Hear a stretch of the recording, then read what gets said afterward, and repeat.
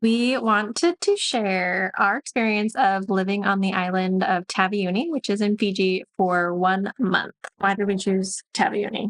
I think there was a couple reasons. One, it wasn't the main island of Fiji, so we wanted to be kind of off of that, try something different, a little bit more remote, that wasn't as busy. Diving is supposed to be really good here, and it was great on the Rainbow Reef in the Somo Strait. We could also visit some family here that we've never met. So there was multiple reasons. We found a cool place, an Airbnb that was close to the water, so we thought we'd give it a try. I think a lot of people hear this about Fiji is just how nice the people are and how warm and receptive they are to tourists and people outside of their own culture. That held true for us in our experience here, from our Airbnb host and his family to everyone we met just walking down the street and them driving by or them walking by. And Everybody says hello. yeah, everyone says hello, they'll honk their horn, they'll wave, they'll just chat with you and kind of ask you where you're from and how you like the island in Fiji. I think the only people that we found not welcoming or not super friendly were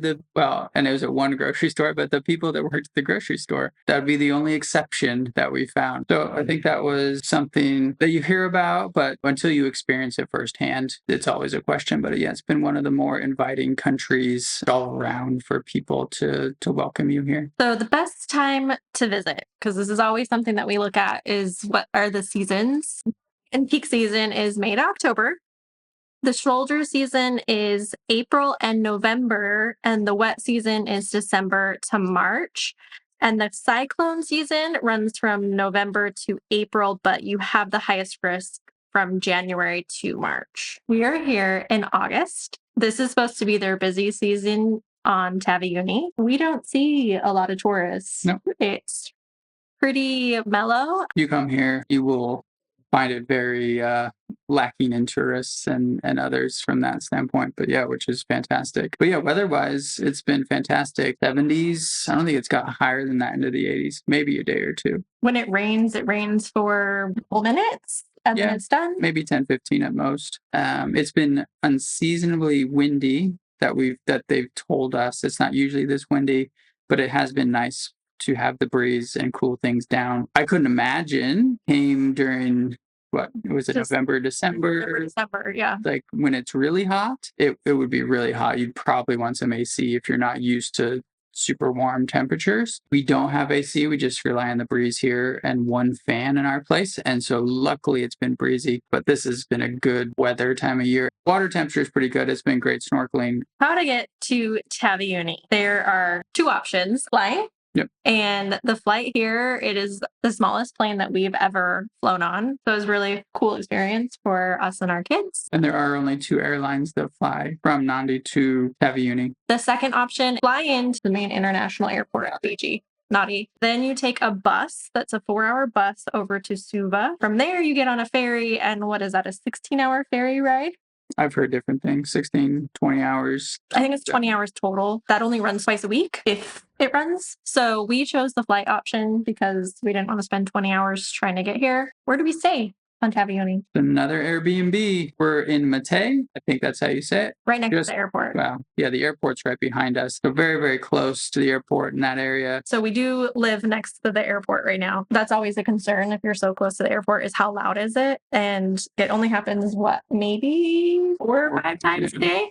But they don't have lights at the airport. So once it gets dark, there's no more flights. We've enjoyed this area a lot. We're right across the street from the water, so that's been really nice. And there's several small resorts, some other Airbnb rentals, but there's some restaurants, 2 grocery stores within walking distance within 5 minutes. The bus runs through here, so if you want to catch the bus, which we've done a couple of times, into town or other places on the island, the bus is actually reliable and consistent on a daily basis. We did that a couple of times and it was really easy, and we'd recommend that. And the bus ride, catching the bus, was it maybe 30 minutes from here all the way to the main town? That's about what it was. Yeah. If you catch the early morning bus to the main town, it left at 6 from Lavina. It is packed because that's what all the locals are using to get into town. So if you don't want to stand, maybe take a little bit later bus. Yeah, so we kind of skipped ahead about transportation. So we don't have a rental car. We wouldn't recommend you getting one, at least for your whole stay. Maybe you want to go drive yourself. What we did was we took the bus, we walked, and we've hired a local The van. a van And to yeah, take us. they have excursion companies where you can just kind of rent a van and a driver for a day to take you different places, and that is very affordable. And we've actually seen that's how most Locals. locals get around to places too. If they don't take the bus, that's what they do to get around. Yep. If you go the opposite direction towards the main town from the airport, just a few minutes down that way, there are some restaurants and some other resorts and places to stay as well. So kind of this northern section up by Matei. But then there are some more dive resorts. If you keep going south, I think they're located south of kind of the They main were city. Yeah. ways At least that we saw. when we drove down that way. It was a ways. If you're here just to dive, Yeah, maybe stay at a dive resort because obviously that's what you're doing and that's what they're going to specialize in. We went diving through Taveuni Ocean Sports. Couldn't recommend them enough. They were fantastic and they picked us up from our place every morning, dropped us off after diving. The staff was great, diving was great. I think I liked our location because it's kind of central if you want to go either way around the island. That's why I liked it. And also, we took a boat out to the other There's little islands right up right by us. But yeah, to your point, you can go south from here down the coast down to the Tavoro waterfalls and then keep going to the Lavina coastal walk, or you go the opposite direction and you hit the main town and then you hit the water slides and then you keep going. Then they have the blowhole at the very far end. Yeah, you can kind of go Both sides. either way around the island from here. Phone and internet. Surprisingly enough, we do have Wi-Fi in our Airbnb. To find out later that it's not listed on the Listing. on the listing, but there's a cap on the internet. How much data you can use. Yeah. And so we found that out because we exhausted the internet because us Americans aren't used to having that. Well, and I was also working. We were using We had more no than idea. we thought, but we found that out. So kind of be mindful of that. Internet's not all that abundant here, but we were able to get eSIMs through Airlo, which has been great. I got a 5 gig for the 30 days, and that has been sufficient because we've had Wi-Fi, but it's nice to have out and about, and service has been great. How do we pay for stuff? Ash has been critical on Taveuni. Everywhere you want to use a credit card, they will charge a 3 to 4% fee on things, which isn't a lot, but it'll add up. And a note with the cash. You'll want to exchange or get your cash at the not Taveuni Airport, the main Naughty Airport, because they only have one ATM on the whole island and it's in the main town. So and that's not where the airport's at. So you'll want to get it before you actually come to Taveuni. Where to eat? We would recommend eating at home. Well, we ate at one restaurant. The food was amazing, but we found it to be the exact same prices, if not a little bit more than what we get in the United States at the restaurant, and even other restaurants that we stopped by to look at their pricing.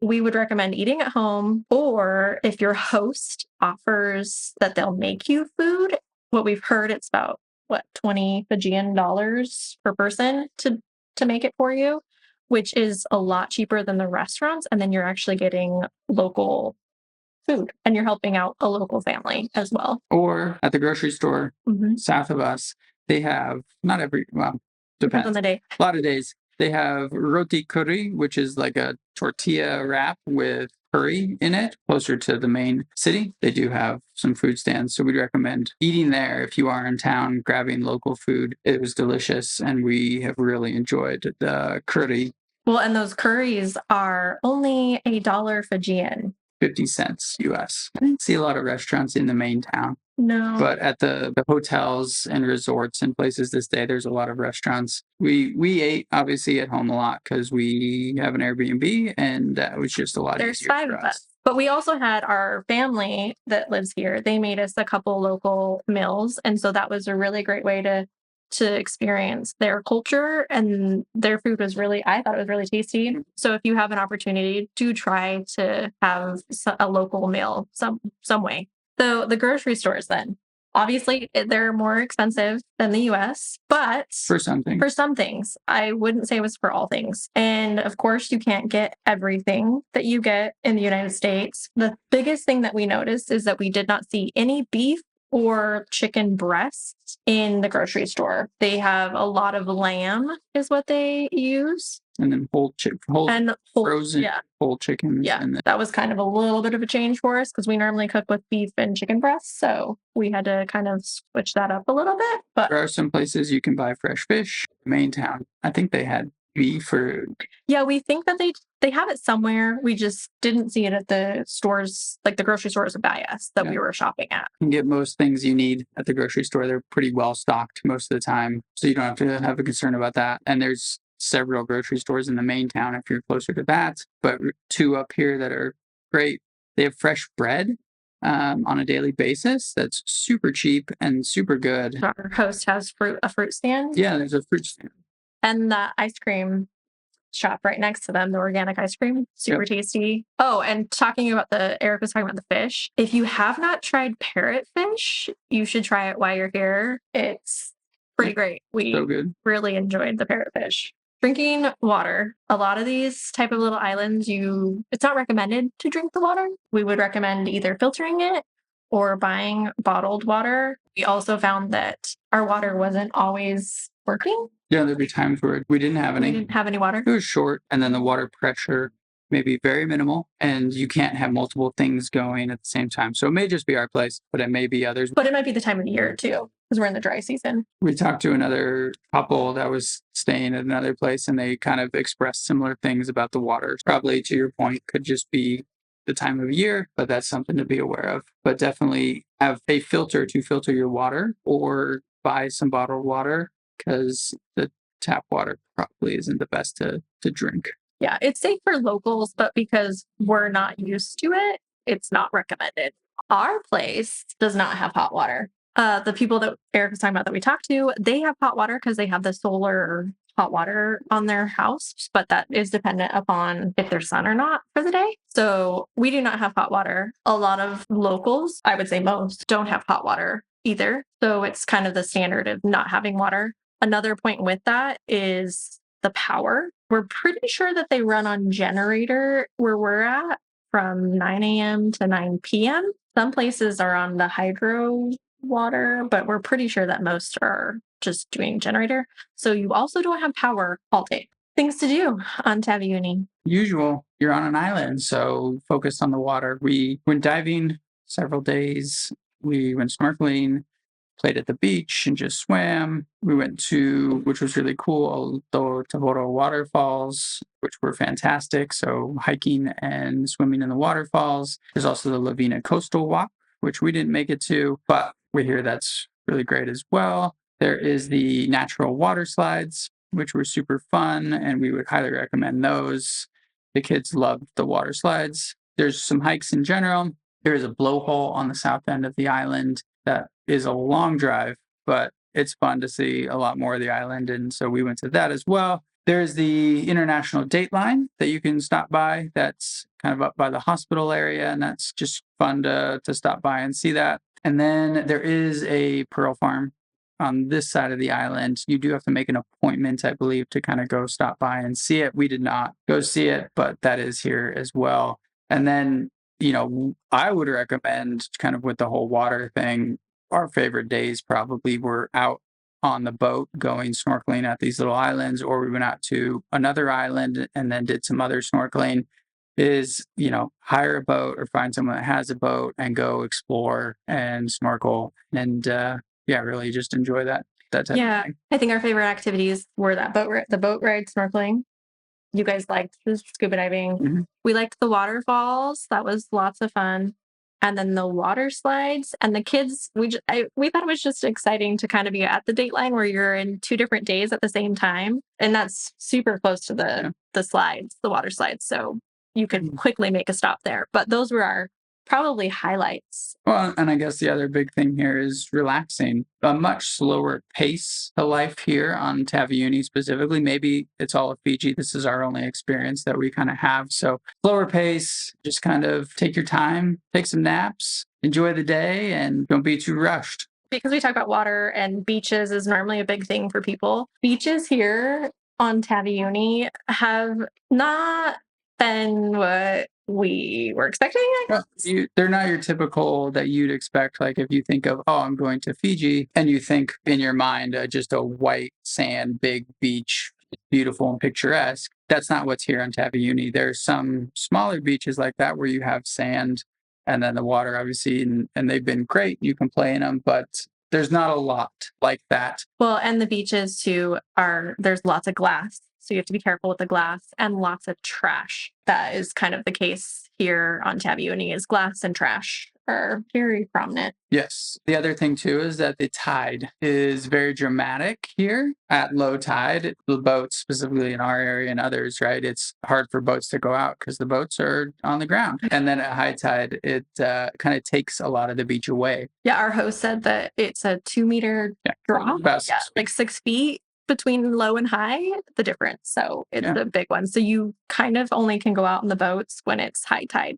How long do you think somebody would need on Taveuni? Yeah, so we talked about this quite a bit just between us, but if you were just coming out here to dive and that's all you wanted to do, a week would be sufficient, in my opinion. If you're going diving every day, you stay at a dive resort and you're just going to hit the reef every single day. Plan it with the tides and make sure you can hit the Great White Wall. That was fantastic. When it's blooming. Yeah, when it's blooming, exactly.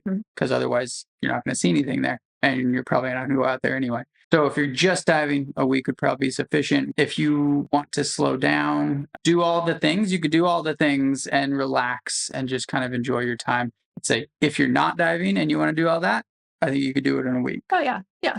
If you are diving and you want to do all that and take your time, probably 10 days. You could stretch it to 2 weeks if you really want to kind of slow down and space out your dives a bit. Probably don't need more than 2 weeks here on Taveuni unless you really want to slow down. If you're not coming for diving, definitely do it in 4 days. Yeah, it just depends on if you're diving or not. And I feel like a lot of people that come here are normally trying to dive. And the diving was fantastic. The reef and the coral, the soft corals and hard corals was unlike any place I've ever seen. And then the fish on some of those sites were just fantastic. The white wall itself was probably the funnest dive, I think. Well, one of the funnest dives I've ever done. So if you are a diver, if you're watching this, definitely a great place to come and hit the Rainbow Reef and really experience some great diving. Well, and the snorkeling was really good too. Yeah. I think that's it. I think that's our like recap and what we thought of living on Taveuni for a whole month. Another month gone. Yeah, another month gone.